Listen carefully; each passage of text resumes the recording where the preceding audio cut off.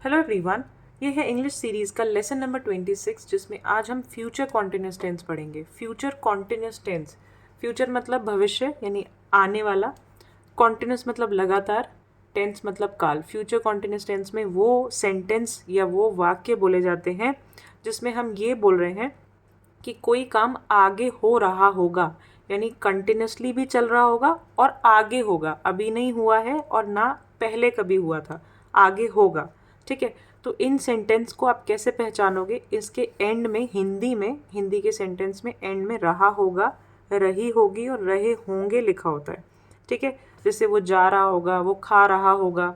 ठीक है, अभी नहीं हो रहा है, पास्ट नहीं है, फ्यूचर में होगा और कंटिन्यूसली हो रहा होगा। रहा यहाँ पे बहुत इंपॉर्टेंट है, रहा, रही, रहे। ठीक है, ओके।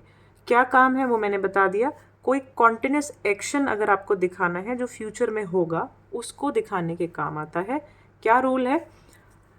पॉजिटिव सेंटेंस कैसे बनाओगे? सबसे पहले सब्जेक्ट, फिर विल या शेल, इसकी हेल्पिंग वर्ब है। फिर यहाँ पे आता है, ये आपको ध्यान रखना है, बी वर्ड। ठीक है, BEB, और वर्ब के साथ लगेगा ING। कॉन्टिन्यूस टेंस में सब में ING लगता है वर्ब के साथ। ठीक है, आपको ध्यान देना है। अगर मैं बात करूँ प्रेजेंट कॉन्टिन्यूस की, तो भी वर्ब की ING वाली फॉर्म लगती है, पास्ट कॉन्टिन्यूस में भी ING फॉर्म लगती है और फ्यूचर कॉन्टिन्यूस में भी ING फॉर्म लगती है। ठीक है, तो subject plus will shall plus be plus verb के साथ ING प्लस एंड में ऑब्जेक्ट।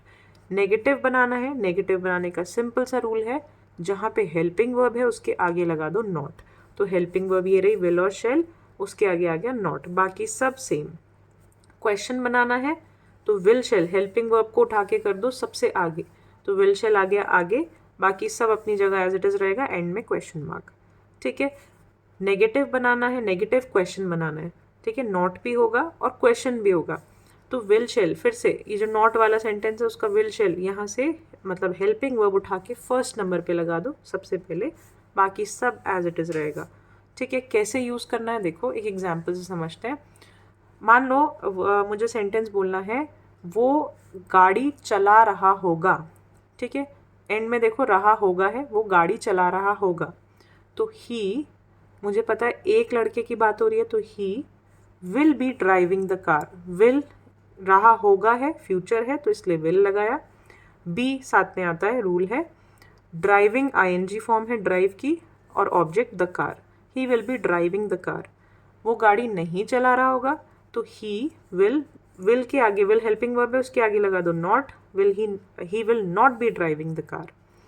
अगर क्वेश्चन बनाना है, क्या वो गाड़ी चला रहा होगा, तो विल को उठा के आगे कर दो, will he be driving the car, बाकी सब एज इट इज। ठीक है, will he be driving the car, question mark. अगर आपको नेगेटिव क्वेश्चन बनाना है, नॉट भी होना चाहिए, तो ये जो नेगेटिव वाला नॉट वाला सेंटेंस है उसका जो हेल्पिंग वर्ब है वो उठा के आगे कर दो, will he not be driving the car. अभी मैं आपको सिखाने के लिए ऐसे बोल रही हूँ, इसको आगे कर दो, नॉट यहाँ लगा दो। जब ये प्रैक्टिस में आ जाएगा तो ये खुद ब खुद होने लगेगा।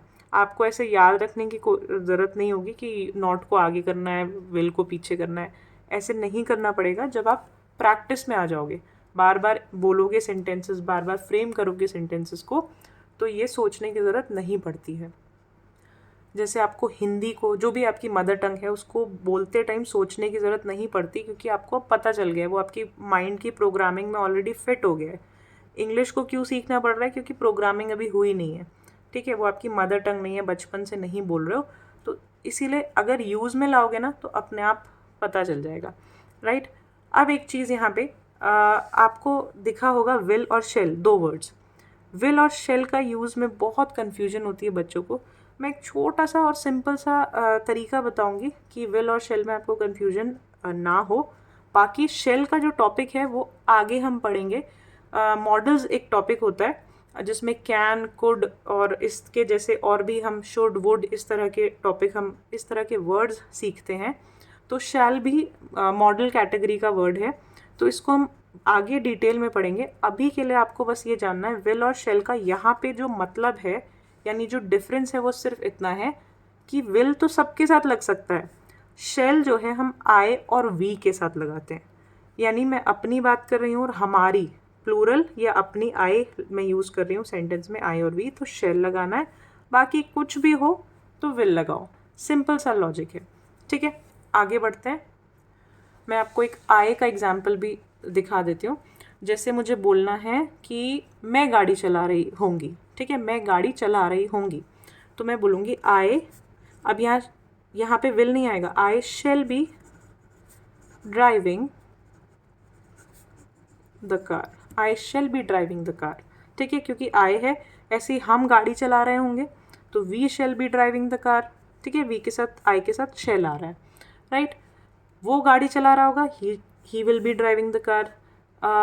लड़की है कोई तो she will be driving the car, right. तो ये टॉपिक यहीं तक है। Thank you for watching.